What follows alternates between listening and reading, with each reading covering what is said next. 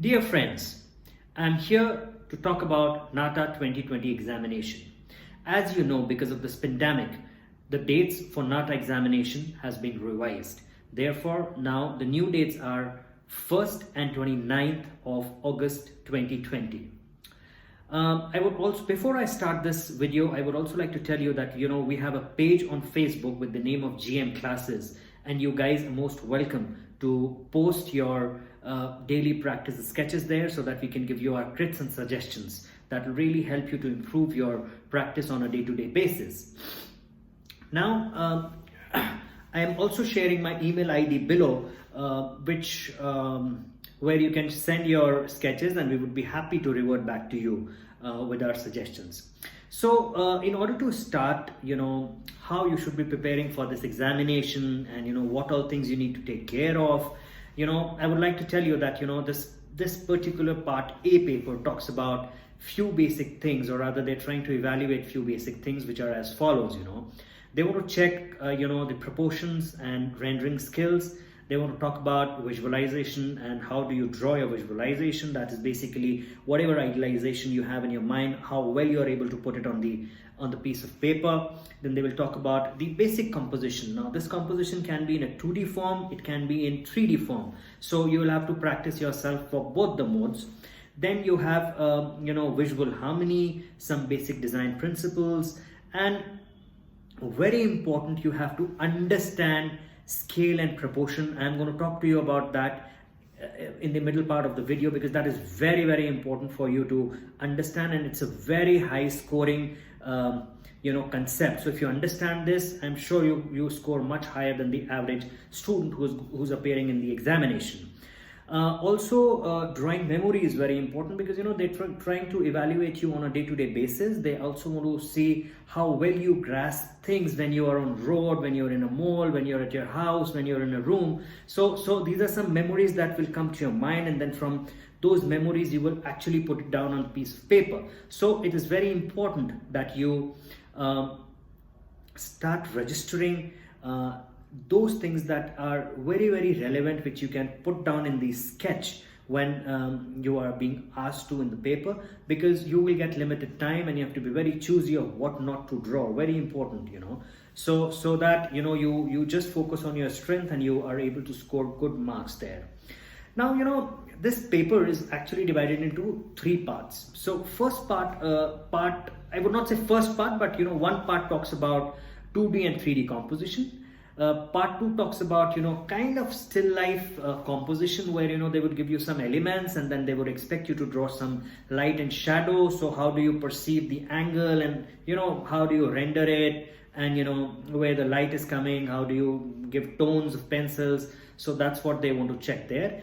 And then there's one major component, which is the visual observation that you will have. So this talks about basically induction of perspective. So it could be 1-point perspective, it could be 2-point perspective, it could be 3-point perspective.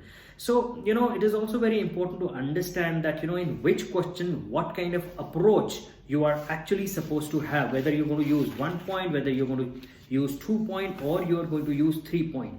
And all 3 of them are very, very important, and you will have to make a decision that which one are you going to use, because in some questions some questions can be attempted with 2 options. So before I really get into the detail of these 3 different aspects, I would like to tell you some common errors that students do knowingly or unknowingly. The first is that you must understand that you are given a frame there, or a space in which you have to really do this sketching. So all the questions must be done in that frame itself. So you have to be very clear about the scale and proportion that I was talking initially, that which object will be how big, how small, whether it will be centralized, whether it will be off-centered, how you really want to play into that space. But that play is very, very important. Your drawing should not be on one side of the frame. That is, either it should not be at one corner, the other corner, or only focused in the central part. So it's like a lady dancing or a male dancing on a stage. So it always says that you cover the whole stage. So it's the same principle which is being applied here, that if you're doing that sketch, you should use the whole space very appropriately. Next thing is, overall space must be occupied and reflect as the complete space is being observed, seen and understood. Now that kind of a reflection should come out from your drawing. Quality of sketching is very important, which includes shading and toning both. So a regular practice is really required for this. Also remember, guys, when you do a sketch, try and avoid doing any kind of sketch with those clutch pencils. They don't give you much variation, and there is a limited thickness to it, so it's always better to use pencils like B, HB, 2B, 4B, 6B and so on, so you can sharpen them up with different kind of lead. You want a thicker one, you want a lighter one, you want dark pencil, so you must have that combination when you do these kind of questions.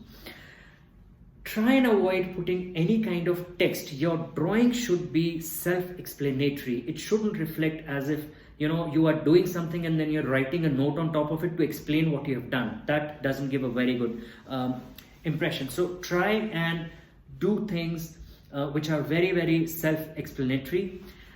Avoid using eraser, because on a sketch, when you use an eraser, the tone of pencil also goes from the area which has been rubbed around. So again, to gel it up is an exercise and it's a lot of wastage of time. So when you do do a drawing, be very cautious that you do it correctly at one go. Now I'm coming to all the three types, and I'll also talk to you about these three types in detail. So part 1 is composition in 2D and 3D. So there can be questions like make a composition using 4 cubes, 5 cuboids, 3 sphere, 2 pyramids and so on. There can be a question like you've been given a pencil, a eraser, a paperweight and a computer mouse, and you can use as many numbers as you want out of these, and you can do that variation, make a composition. So now here in this question, they are just trying to kind of play with different geometric patterns, and also they're also trying to see if you can go a little abstract, or how you really play with these elements. Are you able to put them in balance, or are they in symmetry, or they're really abstract? But whatever you're doing should be meaningful. Then you have a composition which is talking about 2D and 3D with the effect of light. So it's like if you put a candle on one side and you put a ball on the other side, you see the reflection. Or if you see a cricket stadium with a day and night match, you see a player with 5 or 6 shadows. So as many lights are there, they're going to be as many as shadows. So this is just basically to see that how well you can visualize that. And when you do a composition, there are going to be situations in which the source is fixed at one place, which you're going to do imaginatively, and when the light falls on it, so the shadow which is casted on the other side also falls on the other objects. So how well you can define, some part of the shadow will go on the other object, some part of it will fall on the ground. So you really need to see. Now here you should see the composition has two components. The composition has 2 parts. One is the basic composition that you are doing. Second is there is also a composition which is formed due to the shadow pattern that you are making. So both of them are very important. Now in order to understand the kind of shadow pattern and the kind of composition of these objects that you're going to make, you must understand that your imagination of light source is very important, whether it is at an eye level, whether it is coming from the top, or whether it is coming almost from the base level. So it's like a concept from the sun. So if it is on the top, the shadows are small. If it is at an inclined angle, the shadows are long. If it is more towards the base, the shadows are very long. So there shouldn't be a situation in which the shadow is going out of the frame that you've been given. So the object and shadow should fall into that frame itself, because I've seen many students, when they practice, the shadow goes out of the frame and then you have to erase, rearrange, or smaller or enlarge the sizes so that the shadow falls into it, and there is a lot of wastage of time. So please avoid that kind of situation.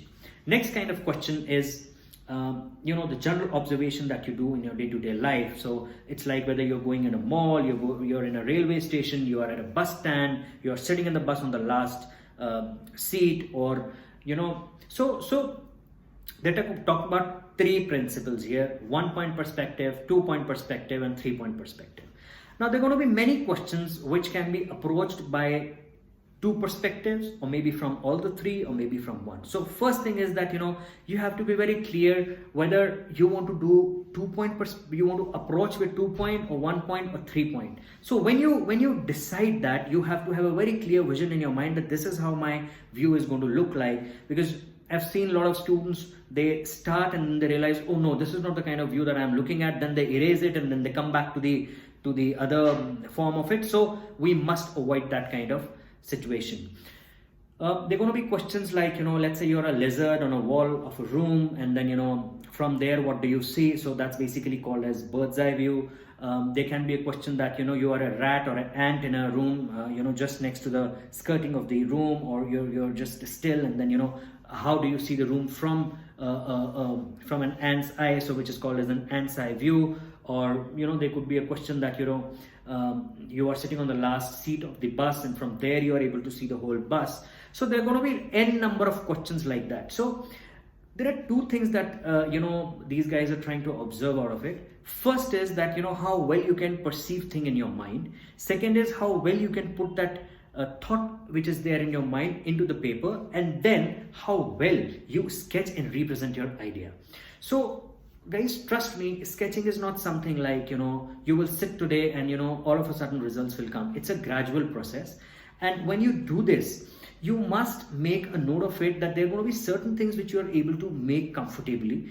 There are going to be some components where you would say that if you do practice of these, you can get the grip, and there are going to be some elements which are going to be a little tricky for you. So for example, some students are able to make the vehicles and automobiles very well, but when it comes to human figure, they are not able to do much.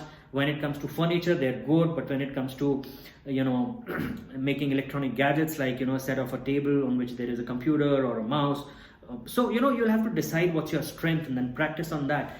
And then when you are approaching to the question, you must be very, very clear and very confident that you draw those things which are your strength. Don't get into an experiment mode there. Don't try that let us see or let us try this out. All that you have to try, you must do it when you're practicing at home. But in your exams, do not do experiments. In my next video, I'm going to talk to you about how to manage the time for these three types of questions. What is it that can save your time? How is it that you can practice so that you get maximum output in the minimum time? What are various videos and websites that you can refer to? And I request that please write your comments below. What kind of videos are you looking forward to? That will be very helpful to us. I am very thankful to you, and please subscribe our video. We are coming up with series of videos now which are going to be very helpful to the students. Thank you so much.